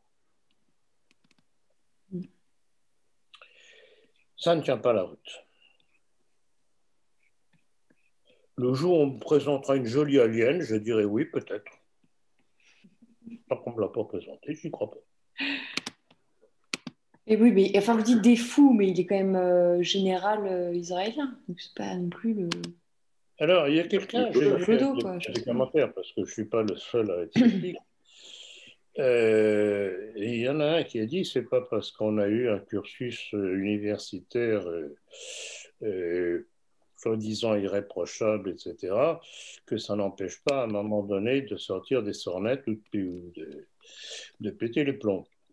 Et puis l'un des commentateurs disait, et puis curieusement, ça tombe à propos pour la sortie de son dernier livre.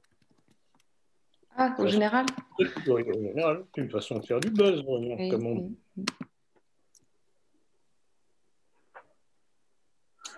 C'est peut-être pour ça. Non, je n'y crois absolument pas du tout. Je vous dis, ma sainte tomate, tant que je n'aurais pas vu une jolie alien et que je l'aurais bien serrée dans mes bras, je ne croirais pas. Oui, puis ils ont toujours le chic de savoir mettre, faire vendre, oui, tout simplement. Non. La mise en scène. La mise en scène.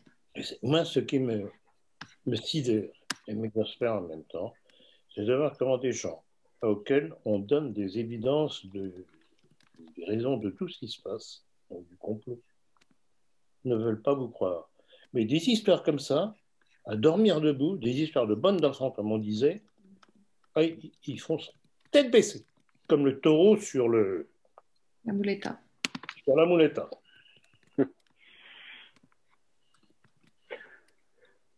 On va revenir sur la dernière question, sur une affaire qui s'est passée vers fin novembre. Fahmi Inavi, le chef opérationnel du Mossad israélien, a été tué par une équipe iranienne à Tel Aviv jeudi soir. Cette attaque a-t-elle un lien avec l'assassinat d'un physicien en nucléaire iranien qui a été tué fin novembre? Certainement. Certainement, c'est la réponse du berger à la bergère. Et les Israéliens se targuent toujours de pouvoir assassiner qui ils veulent, là où ils veulent, etc. Eh bien, les Iraniens viennent de leur dire attention, nous aussi. Et il est certain que notamment les Iraniens, et je pense le Hezbollah libanais aussi, qui sont les plus pointus dans la guerre contre Israël, ont des agents dormants en Israël. Oui, c'est le résultat d'une décision de dire, bon, maintenant, aux Israéliens, vous arrêtez votre petit jeu, vous nous démolissez des savants, des militaires, etc. Bon, d'accord, mais sachez qu'on peut en faire autant et que ça peut vous faire très mal. Parce que surtout l'Iran avait dit que cela a été fait par une équipe qui était confortablement installée en Israël, qui sont rentrés sans problème, sont installés et préparés le coup sans le moindre souci. C'est-à-dire, il montre clairement que vous voulez jouer à la guerre, nous aussi, on a le même niveau, voire un niveau supérieur à vous. Tout à fait. Donc, tout à fait. Alors justement, ce qui permet aux Israéliens de pénétrer dans les milieux arabo-musulmans du fait de leur aspect sémite. Et dans le même sens, les arabo-musulmans qui ont aussi un aspect sémite et pour cause peuvent tout aussi bien rentrer tranquillement dans un pays comme Israël. Non, c'est très intéressant. D'ailleurs, une chose qu'il faut absolument remarquer, parce que c'est très significatif, l'affaire est tellement vraie que ça a été motus bouche cousue dans les médias.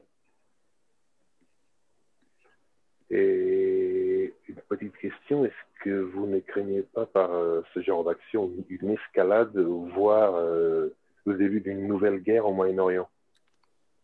Vu tous ces coups, moi je tue celui-là. Il est évident que le coup des Israéliens en assassinant ce scientifique iranien, d'abord c'est pour tenter de paralyser ce qu'ils doivent savoir quand même du programme atomique iranien, qui leur fait terriblement peur, parce que le jour où l'Iran a la bombe atomique comme Israël, ben, c'est l'annulation par la terreur.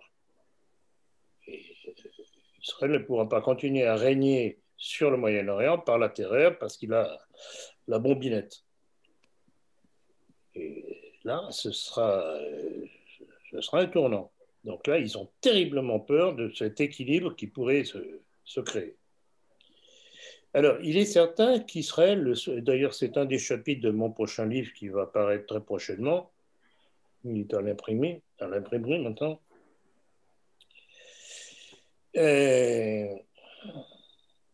Il cherche désespérément la Troisième Guerre mondiale.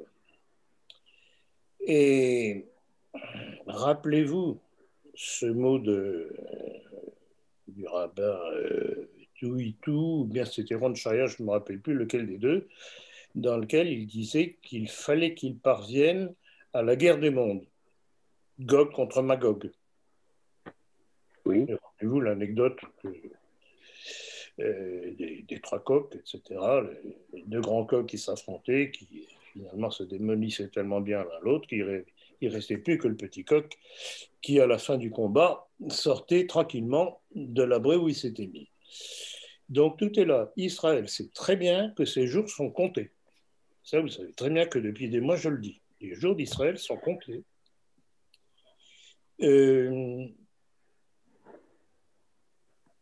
S'ils n'ont pas une guerre mondiale qui pourrait faire basculer les choses, mais c'est un double tranchant. Parce que si c'est le clan russo-chinois iranien qui l'emporte contre l'oncle Sam, support d'Israël, c'en est fait d'Israël et de ses rêves de grand Israël. Terminé. Rappelez-vous qu'une partie de ma critique envers Zemmour, quand je dis que j'insiste, la réponse que j'ai faite dimanche dernier à ce paroissien dont j'ai parlé tout à l'heure, que le but des Zemmour, c'est de prôner une France juive, c'est que cette France, si elle devenait juive, serait bien pratique pour devenir un nouvel Israël. Retenez bien ce que je vous dis.